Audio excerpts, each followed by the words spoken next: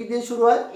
যদি কোনো sentence every দিয়ে শুরু হয় তাহলে নেগেটিভ করার সময় আমরা বলছিলাম কি বসবে প্রথমে, কি বসবে, দেয়ার ইজ নো, কি বসবে, দেয়ার ইজ নো। নো লেখার পরে যে এভরি শব্দটার পরে যে একটা শব্দ রয়েছে কি রয়েছে, ওয়ান। এখানে কি রয়েছে, ওয়ান। তাহলে দেয়ার ইজ নো পরে আমরা লিখবো কি, one. There is no one. এরপর আমরা কি লিখবো, একটা বাট, কি লিখবো, বাট। এই যে একটা বাট লিখবো, বাট লেখার পর ওই যে বাকি যে শব্দটা রয়েছে সবটা আমরা লিখে দেবো। hopes to live long, ঠিক আছে। তাহলে উত্তরটা কি হলো, there is no one but hopes to live long। এই পরিবর্তে আমরা কি বসিয়েছি, there is no পরে one বসিয়ে দেব। এই one এবং hopes এর মাঝখানে আমরা একটা বাট বসাবো, বাটের পরে যা আছে সবটা ঠিক থাকবে। 7 নম্বর এরকম আরেকটা एग्जांपल আছে, দেখো সাথে যে एग्जांपल রয়েছে সেটা হচ্ছে এরকম, everybody wants to enjoy sound health। everybody wants to enjoy a sound health। এইখানেও আমরা কি একই নিয়ম প্রয়োগ করব। এইখানেও আমরা কি লিখবো, এভরি এর পরিবর্তে কি লিখবো, there is no, there is no. Every পরিবর্তে আমরা কি লিখলাম, দেয়ার ইজ নো। তারপরে আমরা বডি লিখবো, there is no body, there is no body. পরে আমরা বাট লিখবো, বাট লেখার পর বাকি যা আছে সব ঠিক থাকবে, কোনো পরিবর্তন নাই। wants to enjoy a sound health, a sound health। এরপর 8 নম্বর এক্সারসাইজ দেখো, 8 নম্বর যে এক্সারসাইজটা রয়েছে দেখো, 8 নম্বর বলতেছে every guardian, every guardian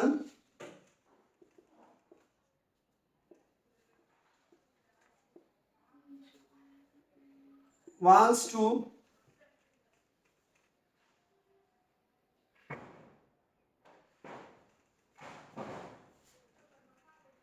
wants a good result, a good result from his children।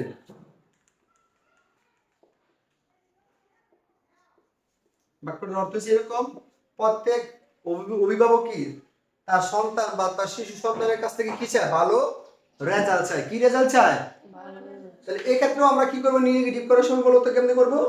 প্রথমে আমরা কি লিখবো, দেয়ার ইজ নো, নো লেখার পর আমরা লিখবো কি, there is no for guardian, there is no guardian, there is no guardian. তারপর আমরা পরে লিখবো কি, বাট লিখবো, কি লিখবো, বাট। বাট লেখার পর বাকি যা আছে সব ঠিক থাকবে, কোনো পরিবর্তন নাই। wants a good result from his children। তাহলে there is no guardian but wants a good result from his children। এই পর্যন্ত एग्जांपल গুলো তোলো।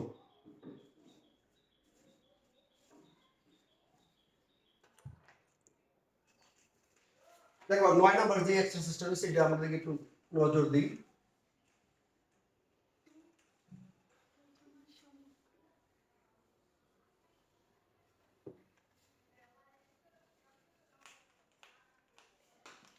কি রয়েছে 9 নাম্বার, 9 নাম্বার এক্সারসাইজ রয়েছে এরকম, one day all must leave the world। one day all must leave the world। বাক্যটার অর্থ জানো কি, বাক্যটার অর্থ হচ্ছে একদিন সকলে কি করবে, এই পৃথিবী ছেড়ে চলে যাবে। পৃথিবী ছাড়বে, লিভ অর্থ ত্যাগ করা। এর অর্থ হচ্ছে একদিন সকল মানুষ, সকল ব্যক্তি কি করবে, পৃথিবী থেকে চলে যাবে, পৃথিবী ত্যাগ করবে, মানে মৃত্যুবরণ করবে, ঠিক না। তাহলে মাস্ট থাকলে আমরা একটা নিয়ম করছিলাম, যদি কোনো সেন্টেন্সে মাস্ট থাকে নেগেটিভ করার সময় মাস্টের পরিবর্তে কি বসবে, ক্যান নট, বাট বসবে, কি বসবে, ক্যান নট, বাট। এর মানে এই সবগুলো ঠিক থাকবো, মাস্টের যে জায়গায় রয়েছে ওই জায়গায় ক্যান নট, বাট বসবে। তাহলে এরকম হবে, one day all cannot but পরে লিভ দা ওয়ার্ল্ড। ঠিক আছে, 10 নম্বর এক্সারসাইজ দেখো। 10 নম্বর এক্সারসাইজ হচ্ছে এরকম যে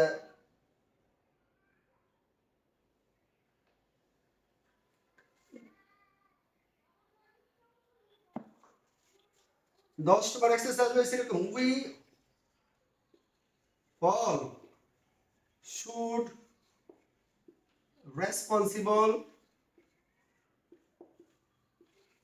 for it।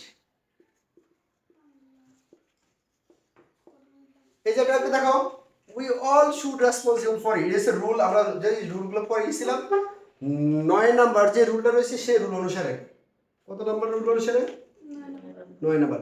অর্থাৎ একটা সিম্পল অ্যাফার্মেটিভ সেন্টেন্স হলো, যদি কোনো সেন্টেন্সে সিম্পল অ্যাফার্মেটিভ সেন্টেন্স কোনটাকে বলে? আমরা ইতিমধ্যে যে 8টা রুল পড়ছিলাম সেই 8টা রুলের মধ্যে বিভিন্ন ধরনের কি ছিল, ক্লু ছিল। কোনোটার মধ্যে অনলি ছিল, কোনোটার মধ্যে মাস্ট ছিল, কোনোটার মধ্যে এভরি ছিল, কোনোটার মধ্যে সো দ্যাট ছিল, এরকম বিভিন্ন ধরনের ওয়ার্ড ছিল। কিন্তু কিছু কিছু বাক্য রয়েছে যে বাক্যগুলোতে কোনো কিছু এর ধরনের কোনো ক্লুই কি নাই, একদম সাধারণ সেন্টেন্স। এই ধরনের সেন্টেন্সগুলোকে নেগেটিভ করতে হলে বলা হয়েছে অক্সিলারি ভার্ব এবারে নট বসাবো, আর অ্যাফার্মেটিভ শব্দে আমরা কি বসাবো? বিপরীত শব্দ বসাবো।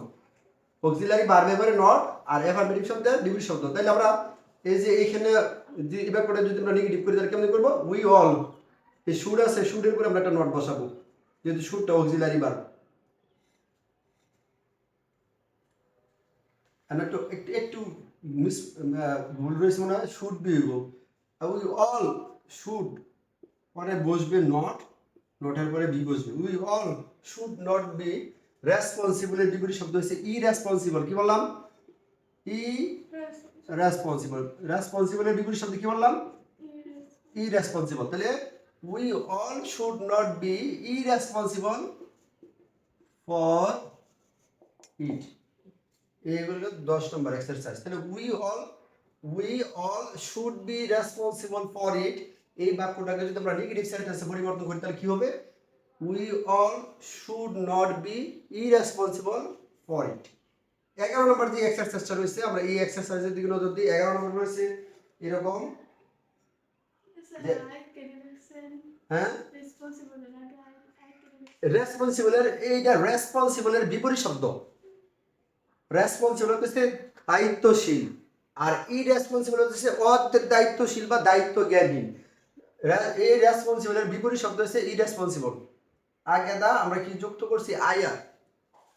কেন আমরা বলছি কি যে এই ধরনের সাধারণ সিম্পল অ্যাফার্মেটিভ সেন্টেন্সকে নেগেটিভ করতে গেলে অক্সিলারি ভার্বে পরে নট বসবে আর অ্যাফার্মেটিভ শব্দের বিপরীত শব্দ বসবে। অর্থাৎ এই শব্দটার কি বসবো?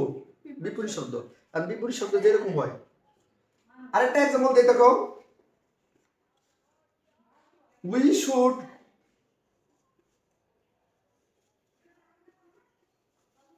Always speak the truth. We should always speak the truth. দেখো এই বাক্যটার মধ্যে একটা সিম্পটমস রয়েছে, একটা ক্লু রয়েছে, সেটা হচ্ছে অলওয়েজ রয়েছে। কি রয়েছে? অলওয়েজ। আর আমরা পড়েছিলাম যদি কোনো অ্যাফার্মেটিভ সেন্টেন্সে অলওয়েজ থাকে, নেগেটিভ করার সময় আমরা অলওয়েজের পরিবর্তে কি বসাবো? নেভার বসাবো। কি বসাবো? নেভার। অলওয়েজের পরিবর্তে আমরা কি বসাবো? নেভার। আর বিপরীত শব্দ বসাবো। কালকে হয়তো এই এক্সাম্পলটা আমরা করছিলাম মনে হয়, আবার করে দিতেছি। এই ট্রুথের বিপরীত শব্দ বসাবো। ট্রুথের বিপরীত শব্দ হচ্ছে লাই, আর অলওয়েজের পরিবর্তে আমরা কি বসাবো? নেভার। ট্রুথের বিপরীত শব্দ লাই বসাবো, আর অলওয়েজের বিপরীত শব্দ আমরা কি বসাবো?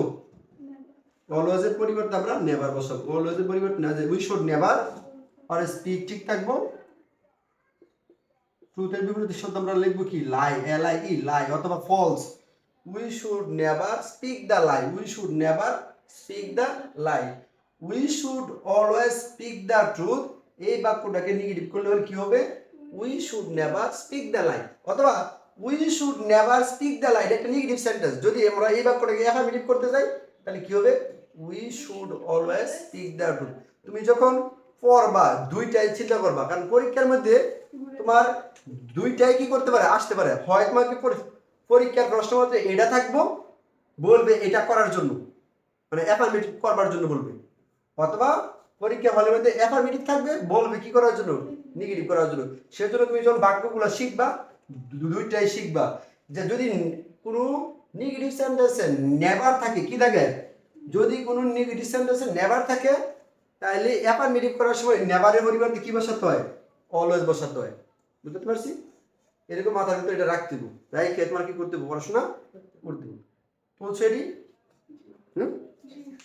আচ্ছা, এরপরে তাহলে আমরা যাই 11 গেলাম। এরপরে দেখো কি আছে,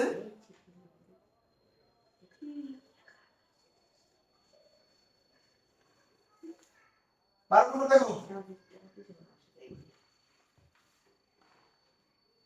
12 number, he is known to me. দেখো এদিকে কথা কম, he is known to me এর অর্থ হচ্ছে সে আবার পরিচিত। আমরা যদি এই বাক্যটাকে নেগেটিভ করতে চাই তাহলে ইজ এর পরে একটা নট বসাবো। এটা একটা সিম্পল অ্যাফার্মেটিভ সেন্টেন্স। ইজ এর পরে নট বসবে, নন এর বিপরীত শব্দ বসবে। নন এর বিপরীত শব্দ হচ্ছে আননোন, অপরিচিত। নন এর বিপরীত শব্দ কি? আননোন। এটা কত নাম্বার রুল অনুসারে? সবার শেষের যে রুলটা আছে 9 নাম্বার রুল। বইয়ের মধ্যে দেখো তোমাদের শীটের মধ্যে 9 নাম্বার রুল রয়েছে, সেই 9 নাম্বার রুল দেখো যে সিম্পল অ্যাফার্মেটিভ সেন্টেন্সকে, সিম্পল অ্যাফার্মেটিভ সেন্টেন্সকে নেগেটিভ করতে হলে দেখো লেখা আছে সাবজেক্টের পরে অক্সিলারি ভার্ব পরে নট পরে অ্যাফার্মেটিভ শব্দের বিপরীত শব্দ। এর মানে এই ইজের পরে আমরা নট বসাবো, আর আননাউনের পরে ননের বিপরীত শব্দ কি বসাবো? ননের বিপরীত শব্দ কি বসাবো? ননের বিপরীত শব্দ আননোন বসাবো। তাহলে হি ইজ নট, ননের বিপরীত শব্দ হচ্ছে আননোন, আননোন টু মি। একদম সহজ চেঞ্জ। নট নট বসিয়েছি, ইজের পরে নট বসিয়েছি, আর ননের বিপরীত শব্দ আননোন বসিয়েছি।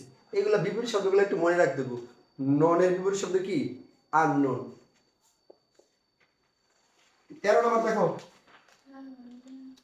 13 নম্বর দেখো এরকম মনে আসছে,